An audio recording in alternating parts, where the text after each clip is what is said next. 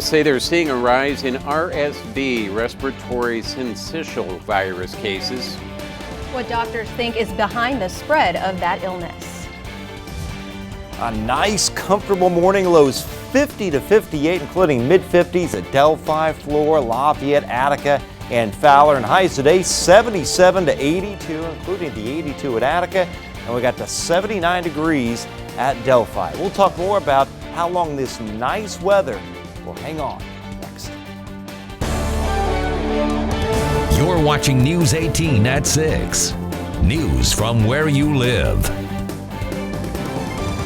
Good evening, I'm Samantha Tiki. And I'm Jeff Smith. Thanks for joining us. Logansport High School is honoring fallen U.S. Marine Corporal Humberto Sanchez at its boys soccer game tonight. Sanchez played for Logansport Soccer for 3 years before he graduated.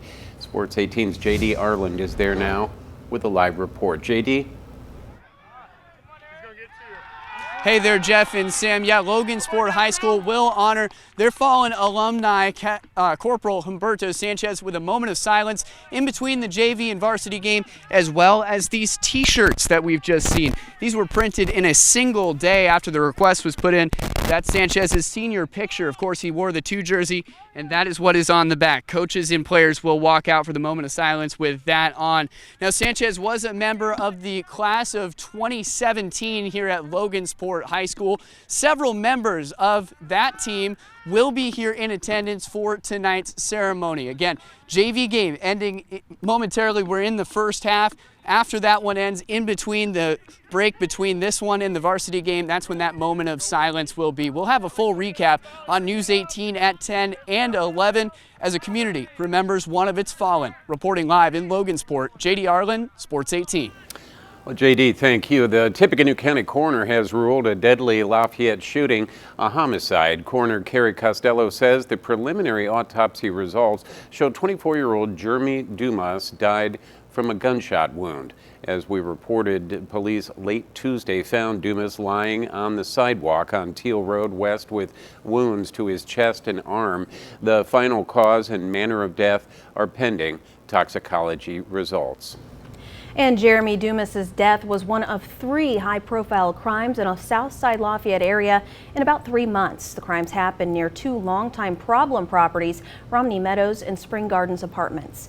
News 18's Joe Paul is live near those neighborhoods. Joe, they say they're working with property managers to clean them up. Hey Sam, that's absolutely right. And a little background here. Across the street from here at Romney Meadows, a SWAT team arrested a Fort Wayne quadruple homicide suspect in June, and police say a man killed his girlfriend and her 3-year-old daughter in July. And back here at Spring Gardens, the shooting this week was just the latest in a string of these high-profile crimes. Sergeant Ian O'Shields says Lafayette Police Department works closely with property managers here. He's actually been on the phone with managers from both complexes yesterday and today. He says they're in favor of a heightened police presence, and they often welcome LPD into their neighborhoods for community outreach events. And they are very, very pro-police.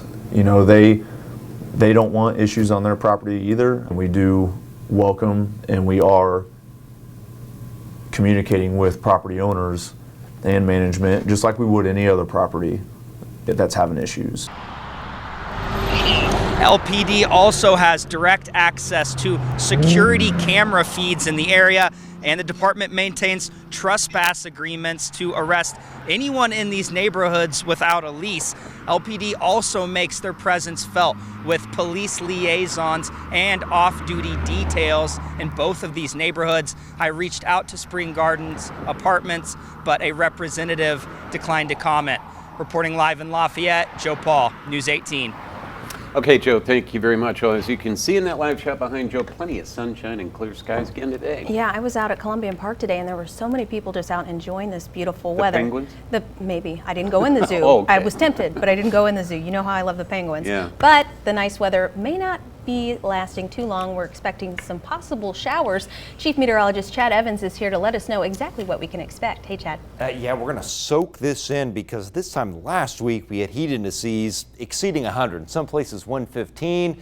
But current temperatures right now are in the 70s, and it feels like the 70s because the dew points are so low. They're running in the 40s to 50s, well within that comfortable range. Remember last week, we were way up here in that oppressive range with some of our dew points. Just have some high thin cirrus clouds drifting in from the northwest. We're going to have these tonight. It's kind of a partly cloudy sky tonight.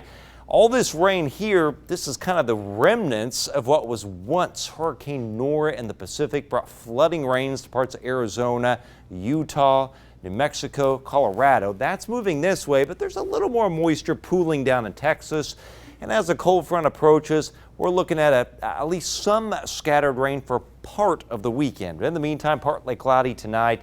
Not quite as cool as last night. Light east wind blowing. We'll drop to 57. All right, Chet, thank you. The State Department of Health is once again reporting more than 5,000 new COVID-19 cases in a single day. There are 5,222 new cases statewide.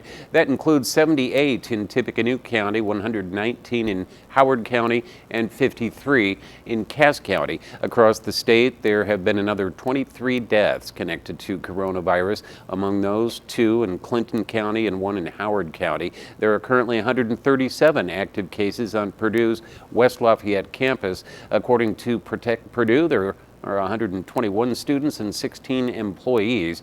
You can see a breakdown of the area numbers by heading to WLFI.com. Local hospitals are overwhelmed with patients. Both Franciscan Health and IU Health Arnett are near capacity.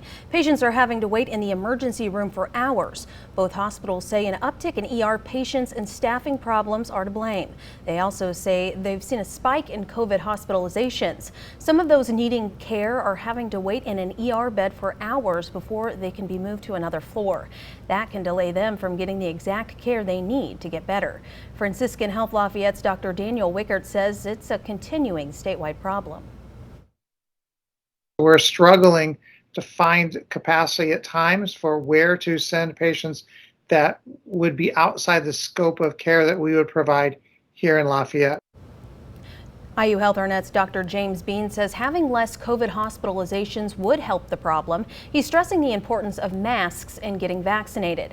As of today, it has 27 COVID patients. 23 are unvaccinated. 5 of the 6 in the ICU haven't gotten the COVID vaccine. The 3 on ventilators are also not vaccinated.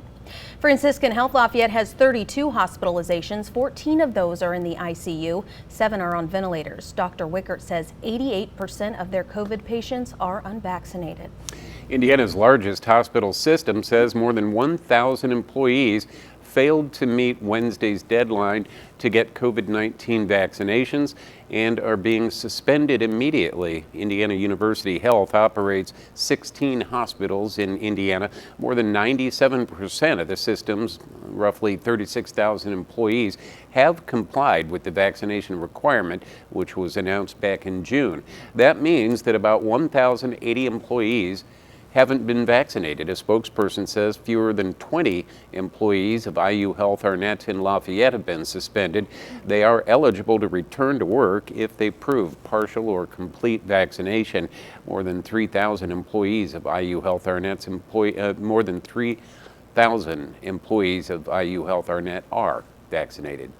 IU Health will end all non-emergency surgeries due to the surge in coronavirus cases. The surgery suspension will begin Monday. The decision comes after the company said last week it was cutting such surgeries by half.